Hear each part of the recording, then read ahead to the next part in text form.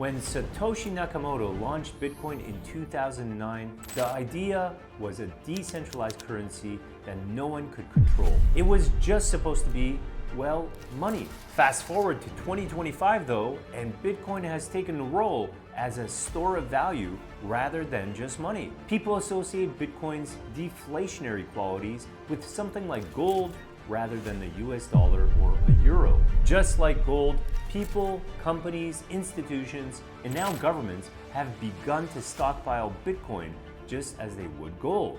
In this video, we will focus on the latest news out of the United States on their potential Bitcoin reserve, who already has a Bitcoin reserve, and why they play a critical role in the future of a digital economy.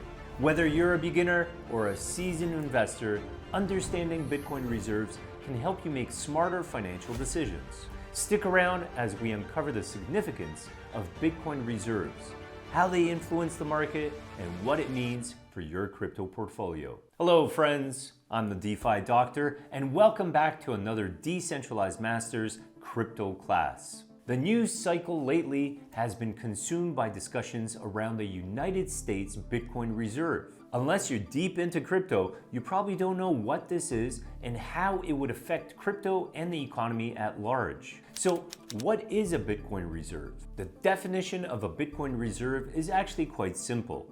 A Bitcoin reserve refers to a stash of Bitcoin held by institutions, companies, or governments for long-term investment, financial security, or strategic purposes. So basically, people and groups holding Bitcoin. In this video though, we are going to focus on the institutional level rather than just individuals holding Bitcoin. So why would an institution like the US government or a NASDAQ 100 company like Tesla or MicroStrategy choose to hold Bitcoin in their balance sheets? Over time, Bitcoin has proven itself as an inflation-resistant asset.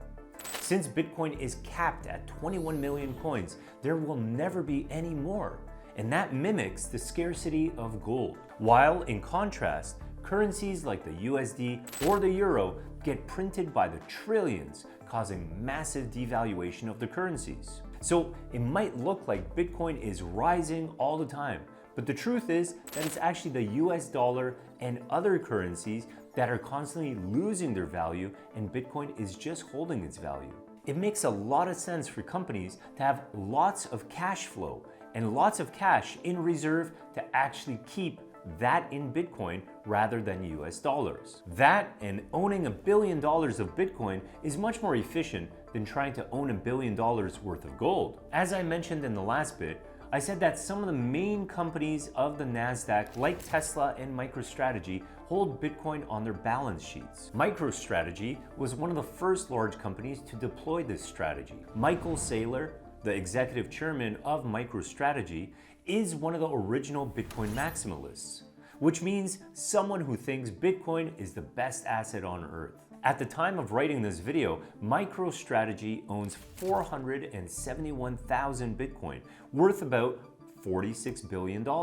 Tesla is another big company that has Bitcoin on its balance sheet. It holds a smaller 11,500 Bitcoin, which is worth just over $1 billion today. Tesla bought its first Bitcoin in 2021 and has not been buying more, but still holds the amount that it bought back then. Coinbase and Block, formerly Square, also hold a significant amount of reserves of Bitcoin on their balance sheets. We aren't really seeing corporate holdings of Bitcoin yet in the traditional business sector, and I still think it will be a while before companies like the Ford Motor Company, banks like JP Morgan, or asset managers like Berkshire Hathaway purchase any Bitcoin for their balance sheets. At the time of writing this video, not many governments around the world have any Bitcoin in the official reserve.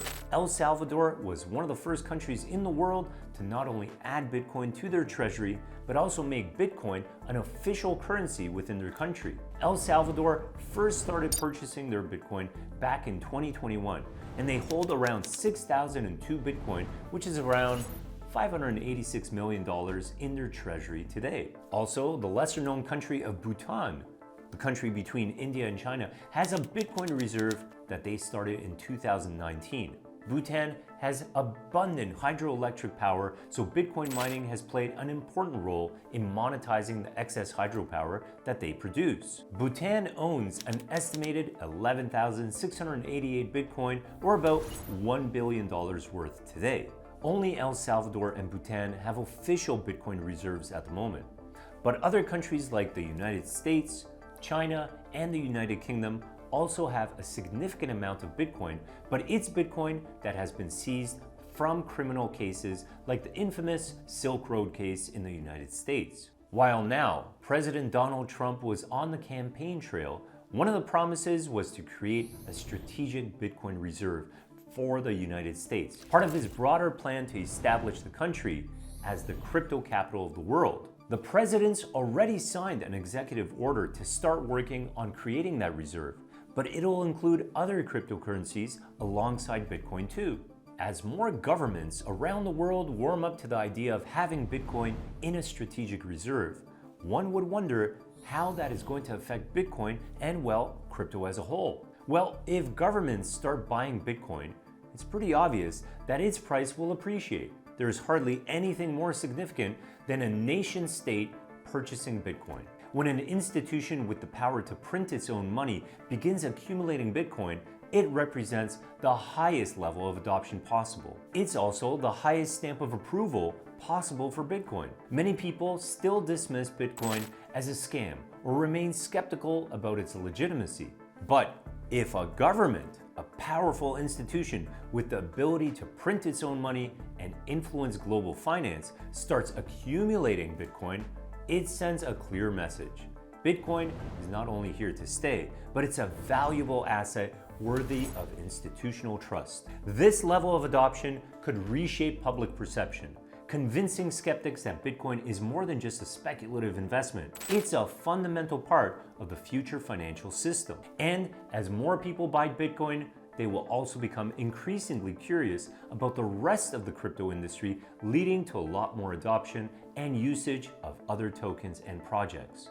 What's good for Bitcoin is good for all of crypto. Bitcoin reserves are becoming a crucial part of the financial landscape, with companies, institutions, and even governments recognizing Bitcoin as a valuable store of wealth. If and when governments officially adopt Bitcoin, it would mark the strongest validation yet, driving further adoption and legitimizing crypto on a global scale. But what does this mean for you as an investor? Bitcoin reserves equal institutional confidence. When major players hold BTC, it strengthens its role as digital gold. Government adoption could trigger massive growth. If nation states start buying Bitcoin, demand will skyrocket. Scarcity still matters. With only 21 million BTC ever, increased institutional buying could drive long-term price appreciation. Security is key. Whether you're an individual or a corporation, securing Bitcoin properly is critical for long-term success. The future of crypto is just beginning. Bitcoin reserves could open the floodgates for mass crypto adoption. And that's it, my friends. If you found this video helpful, don't forget to like, subscribe, and comment to spread awareness. Stay informed, stay decentralized, and I'll see you in the next video. Cheers.